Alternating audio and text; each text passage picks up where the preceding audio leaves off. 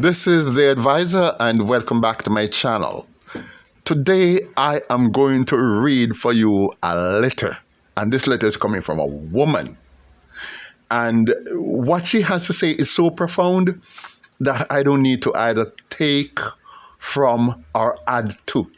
This letter stands by its own as a lesson, a life lessons for women to understand and to learn from. And it is so profound that I just have to bring it back. This letter first came to me on the sometime in 2019 because I had actually published it originally in the Advisor column on Facebook as a written format. But now I'm going to read back this letter, and women are going to learn a lot from this. And I hope they can get some really good message on how to deal with relationships and to make their marriage last a lifetime. Okay, here goes. Dear Advisor, please allow me space in your column to share my thoughts with your many readers. I do believe that my advice can help a lot of marriages to survive. You see, I was the only girl in my family. I grew up with 6 brothers, and I was the second to last child. Because of this, I grew to understand men, because my brothers shared thoughts with me that they would not share with other females. Therefore, I grew to understand a side of men that most women never see with such honesty. Growing up around my brothers has taught me one very important truth about men, and it is this. And here she put it in capital letters. Men are dogs, unquote. Every last one of them. Notwithstanding that, I have been married to one of these dogs for 26 years, and I still remain happily married. What has caused my marriage to last is the fact that I know what I'm dealing with and do not have any undue expectations of my husband. I expect him to support his home and family financially, emotionally, spiritually, and physically, and in every other alley.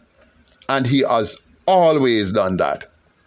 What I have never expected him to do is that he would keep his dick in his pants. Because in my personal opinion, that ain't never gonna happen. The man I'm married to is an excellent husband and father and a great provider. He supports all my dreams and aspirations and fulfills every aspect of my life that could be expected of a husband. And I love this man. What I had decided from early in my marriage was that I would not let any woman break up my marriage. I felt that if, despite him having an affair or two, I would make our home so comfortable that he would have no reason to ever want to leave, no matter what he finds out there. I was a realist. I took control of the things I could control. I took control of the finances.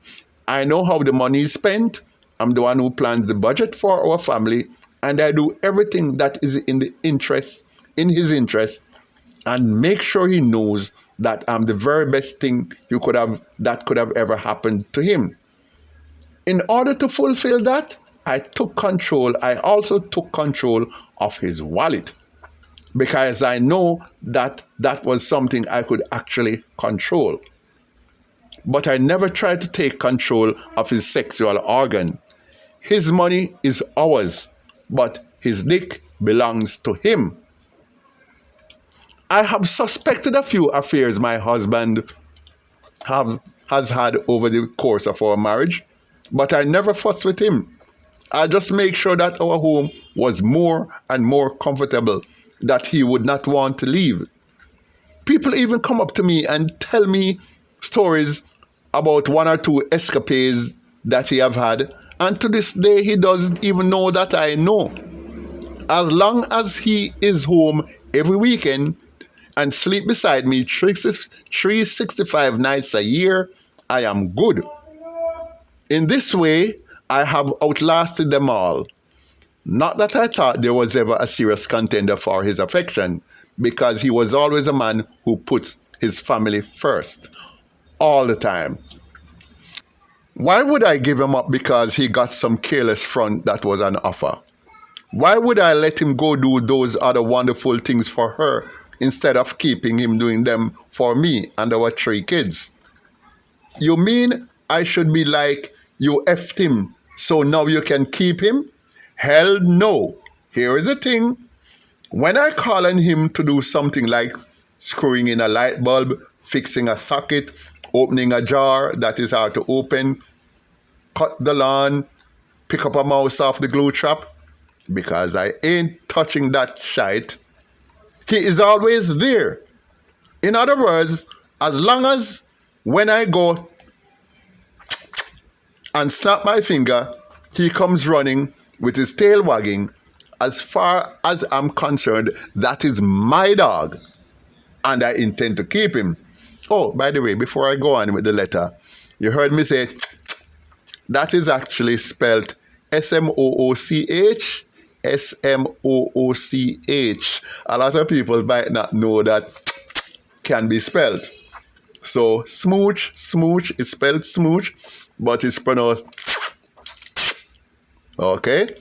So she say, as long as when I go and snap my finger, he comes running with his tail wagging, as far as I'm concerned, that is my dog.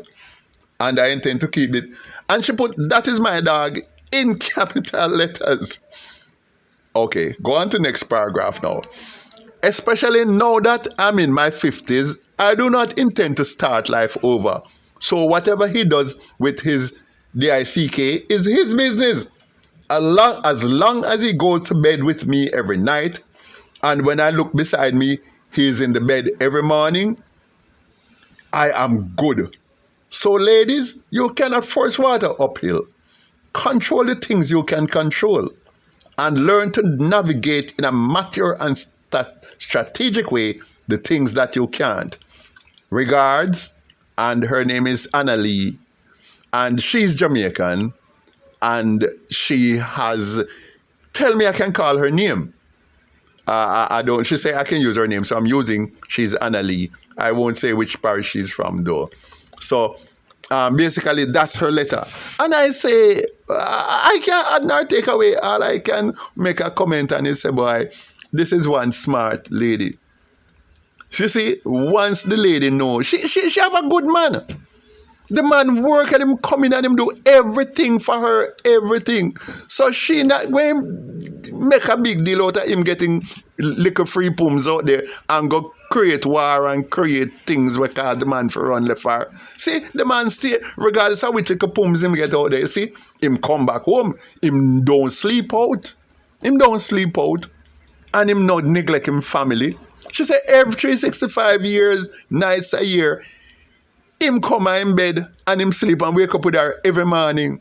So this is a woman, she is not going to be there fussing over him having one little, getting a little careless pums out there. You understand me? So this is a smart lady. So that being the case, I think a lot of women, the lessons some women should be learning from this is that when you're out there and you see a little thing, sometimes, push it aside. Look at the bigger picture. If you don't go there go fight the next girl, or go create no scene, or go hunt him down, just make his home more comfortable.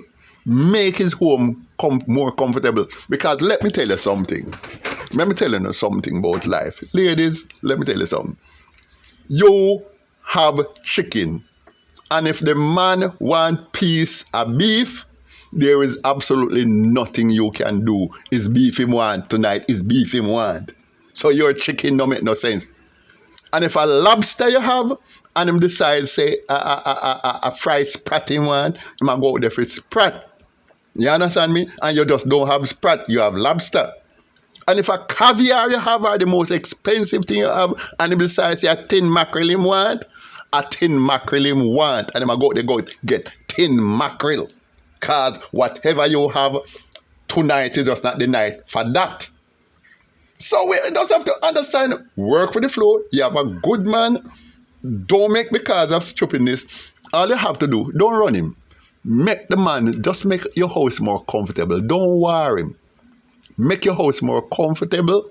And believe me, no man is going to walk out of the most wonderful, loving, peaceful, attentive relationship because another woman out there give one little bit.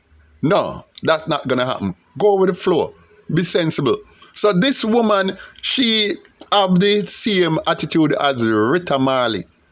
You know, see, no matter who Bob Marley did go out there and go there with, and no matter how when, because Rita Marley not good looking, you know. Come on, let's face it, she's never good looking from morning. But she decided she want pretty picnic, and she want pretty picnic with half white man, and that's who she's going to go with. And all when him go take up beauty queen, and every woman with Bob Marley take was prettier than Rita. And Rita said, me not fight nobody. Me not with nobody. I'm looking at the bigger picture. Me not fight over a man sex organ. I want the prestige of being Mrs. Marley. I want to be in charge of the Marley Foundation. I want to be in charge of all those things. And I want the prestige of being the wife, not a concubine. So she's smart. She look on the bigger picture. Most women now, they look on teapot. You can't go fight over teapot. Oh my God. Oh man, wake up. You can't go fight over teapot. Bex over teapot. Look at this lady. She hold up on the checkbook. Had the money. She said, me keep the wallet and you can go on out there. Go as much as you want. Give them I'll keep money. I keep the family together and you come home. Don't worry yourself. My house is all right. You see, hackle them. Nobody come hackle me. Me all right. Me I look on the bigger picture. And most women do that and you'll all be fine. Yeah? So that's all I can add. Now, guys, thank you for listening.